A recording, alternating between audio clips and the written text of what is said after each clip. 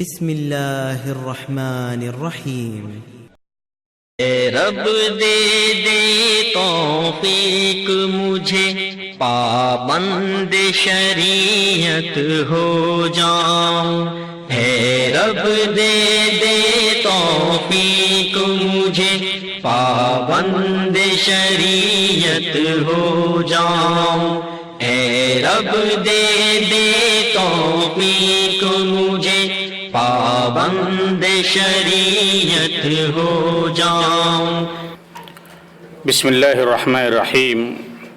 الحمدللہ رب العالمین، والصلاة والسلام علی خاتم الانبیاء والمرسلین، نبینا محمد وعلی آلہ وصحبہ اجمعین، ومن تبعہم بإحسان الی یوم الدین، اما بعد، فإن خیر الحدیث کتاب اللہ، وخیر الہدی ہدی محمد صلی اللہ علیہ وسلم، وشر الامور محدثاتها، وکل محدثۃ بدعہ، وکل بدعۃ ضلالہ، وکل ضلالۃ فی النار۔ فاعوذ باللہ السمیع العلیم من الشیطان الرجیم، بسم اللہ الرحمن الرحیم۔ ومن یشاقق الرسول من بعد ما تبین له الہدی ویتبع غیر سبیل المؤمنین نولہ ما تولی ونصلہ جہنم وساءت مصیرا۔ میرے بزرگ اور دوستو، اسلامی بھائیو، السلام علیکم ورحمۃ اللہ وبرکاتہ۔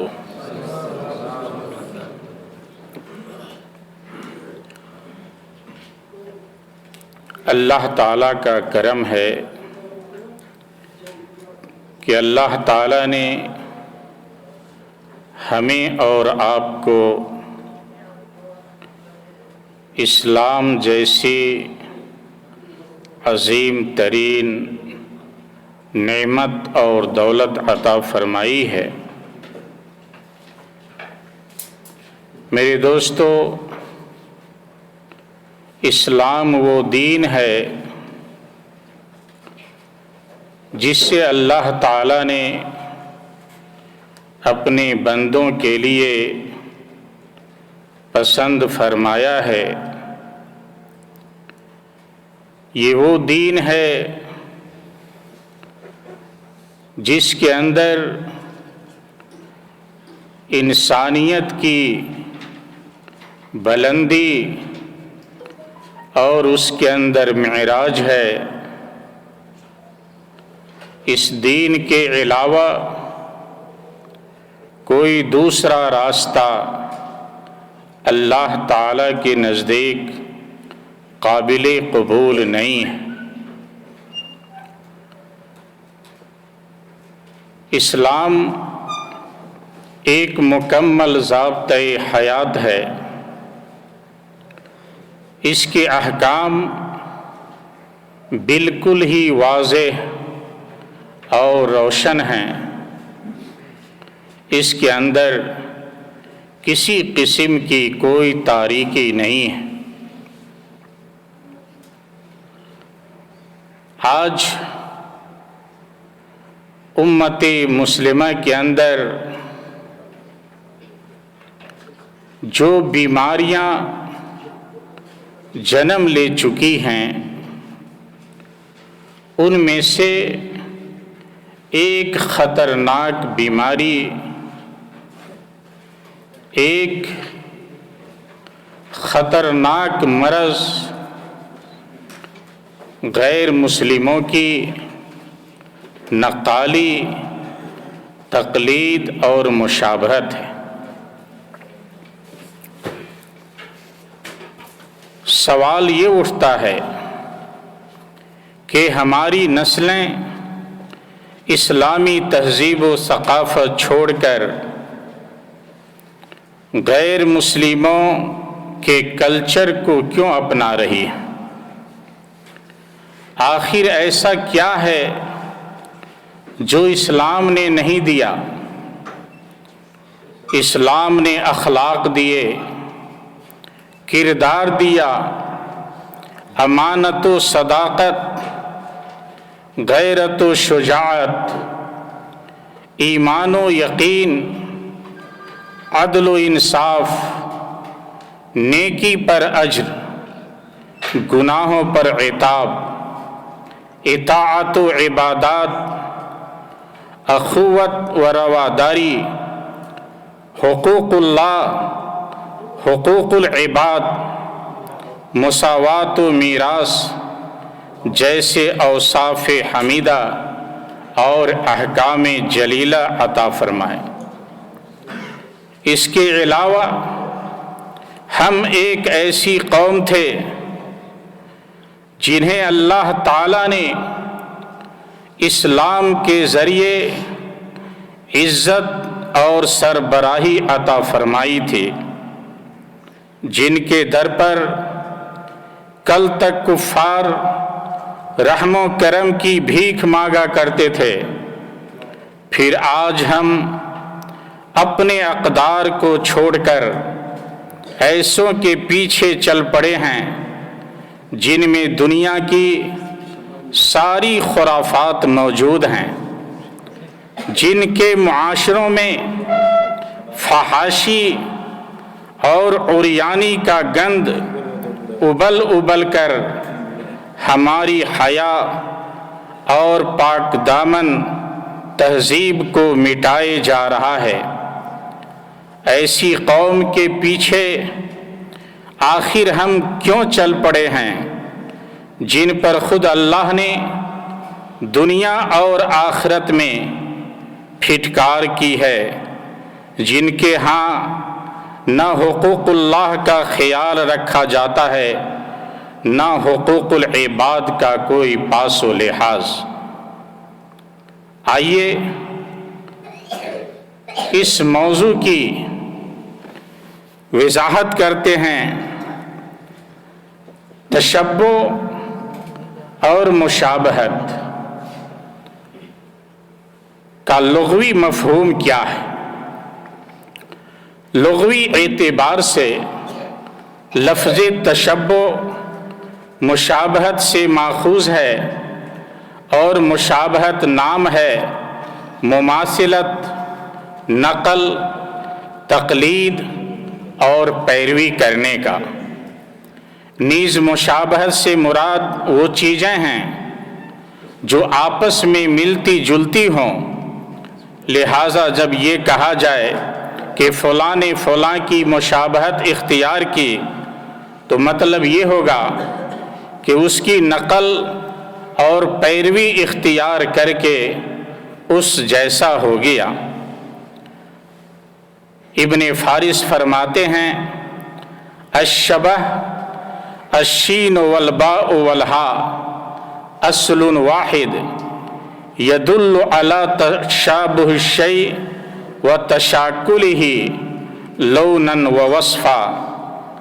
معجم مقاییس اللغہ کے اندر ابن فارس فرماتے ہیں کہ شین، با اور ہا یہ وہ مادہ ہے جو دو چیزوں کے آپس میں ملنے جلنے کے اوپر دلالت کرتا ہے جب وہ آپس میں رنگ، روپ اور صفت کے اعتبار سے ملتی جلتی ہوں۔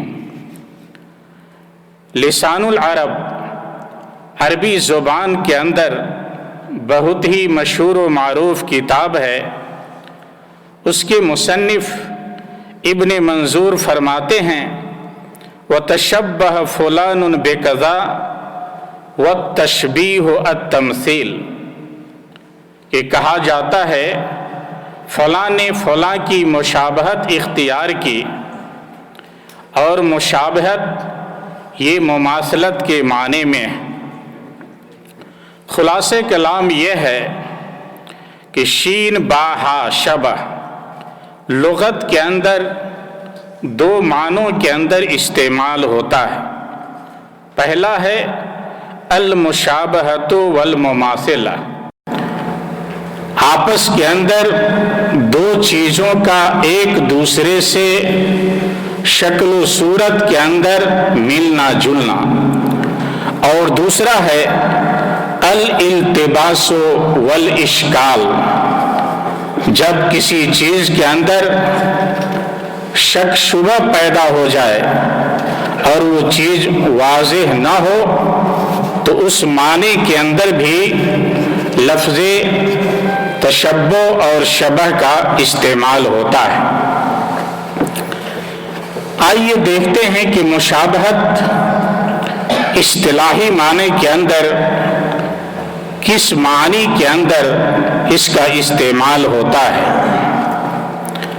من تشبہ بقوم فہو منہم، یہ نبی صلی اللہ علیہ وسلم کی حدیث ہے کہ جس نے کسی قوم کی مشابہت اختیار کی اس کا انجام یہ ہے کہ وہ اسی قوم میں سے شمار کیا جائے گا۔ امام مناوی رحمہ اللہ اس حدیث کی شرح کرتے ہوئے فرماتے ہیں ای تزیہ فی ظاہرہ بزیہم وفی تعرفہ بفعلہم وفی تخلقہ بخلقہم وسار بسیرتہم وہدیہم فی ملبسہم وبعض افعالہم ای کأن التشبہ بحق قد طابق فیہ الظاہر والباطن۔ فیض القدیر کے اندر علامہ مناوی رحمہ اللہ من تشبہ بقوم فہو منہم کی تشریح بیان کرتے ہوئے فرماتے ہیں غیروں کی شکل و صورت اختیار کرنا، ان کے مخصوص لباس پہننا، ان کے اخلاق و کردار کو اپنانا، ان کے بعض مخصوص کاموں کو انجام دینا، گویا کہ تشبیہ اور مشابہت اختیار کرنے والے کے اندر غیروں کی شخصیت ظاہری اور باطنی دونوں طور پہ رچ بس گئی ہو۔ امام غزی رحمہ اللہ تشبہ اور مشابہت کی تعریف کرتے ہوئے فرماتے ہیں هو عبارة عن محاولة الإنسان أن يكون شبه المشبه به وعلى هيئته وحليته ونعته وصفته أو هو عبارة عن تكلف ذلك وتقصده وتعلمه۔ ان کی کتاب ہے رسالۃ التشبیہ المنہی عنہ فی الفقہ الاسلامی۔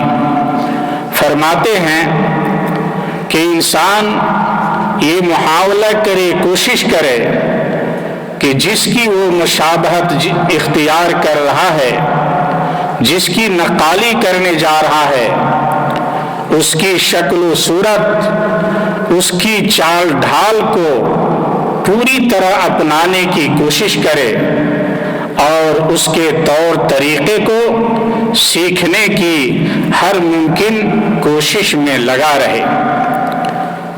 عثمان دوکری التدابیر الواقعہ من التشبہ بالکفار، یہ پی ایچ ڈی کا رسالہ ہے، اس کے اندر لکھتے ہیں هو تمثل المسلم بالکفار فی عقائدہم او عباداتہم او اخلاقہم او فیما یختصون به من عادات او خضوعہ لہم بشکل من الاشکال، کہ تشبہ سے مراد یہ ہے کہ ایک مسلمان کفار کے عقائد، عبادات، اخلاق اور ان کے مخصوص عادات کو اپنانے کی کوشش کرے تو یہ چیز شریعت کے اندر ممنوع ہے۔ دکتور ناصر العقل کی ایک کتاب ہے من تشبہ بقوم فہو منہم، وہ فرماتے ہیں ہوا مماثلۃ الکافرین بشتى اصنافهم فی عقائدهم او عباداتهم او عاداتهم او فی انماط السلوک التي هي من خصائصهم، کہ مشابہت سے مراد کافروں کے عقائد، کافروں کی عبادات اور ان کی عادات اور ان کے مخصوص طور و طریقے کو اپنانا ہے۔ کفار کے عقائد و عبادات یا ان عادات و اطوار میں سے مشابہت جو ان کی پہچان ہے کسی طرح جائز نہیں ہے۔ اسی طرح معاشرے میں غیر صالح افراد سے مشابہت بھی ناجائز ہے، گرچہ بظاہر وہ مسلمان ہی کیوں نہ ہوں، جیسے بدکار، فاسق و فاجر وغیرہ۔ مشابہت کے باب میں یہ قاعدہ یاد رکھنا چاہیے کہ وہ چیزیں مشابہت کے ضمن میں نہیں آتی جن کا تعلق کفار کے عقائد، عبادات یا عادات وغیرہ سے نہیں ہے، یا وہ چیزیں جو ان کی پہچان یا ان کے ساتھ خاص نہیں۔ ایسی ہی وہ باتیں بھی جو کسی شرعی حکم کے خلاف نہیں اور نہ ان کے کرنے سے کسی فتنہ اور فساد کے پھیلنے کا ڈر ہو۔ اب آئیے دیکھتے ہیں غیروں کی تقلید، غیروں کی نقالی سے شریعت نے کس طرح روکا ہے۔ قرآن کریم کا موقف دیکھیے۔ اللہ تعالیٰ نے مومن بندوں کو حکم دیا ہے، طریقہ بتلایا ہے کہ ہر نماز کے اندر اللہ تعالیٰ سے دعائیں کریں، اہدنا الصراط المستقیم صراط الذین انعمت علیہم غیر المغضوب علیہم ولا الضالین، کہ اللہ ہمیں سیدھی اور سچی راہ دکھا، ان لوگوں کی راہ جن پر تو نے انعام کیا، اور یہ راہ انبیاء، صلحاء، صدیقین اور شہداء کی راہ ہے۔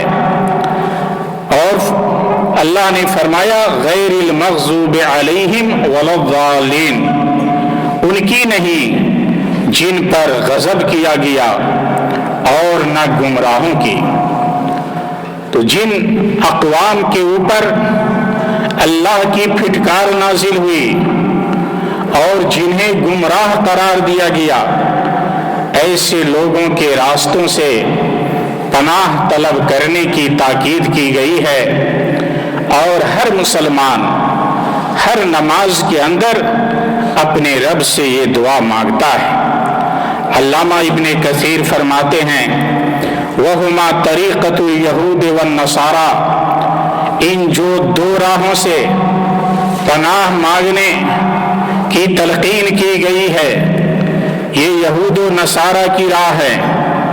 اور فرمایا فَإِنَّ طَرِيقَةَ أَهْلِ الْإِيمَانِ مُشْتَمِلَةٌ عَلَى الْعِلْمِ بِالْحَقِّ وَالْعَمْلِ بِهِ، اس لیے کہ اہل ایمان کا راستہ تو یہ ہے کہ وہ علم و عمل دونوں کے اوپر مشتمل ہے۔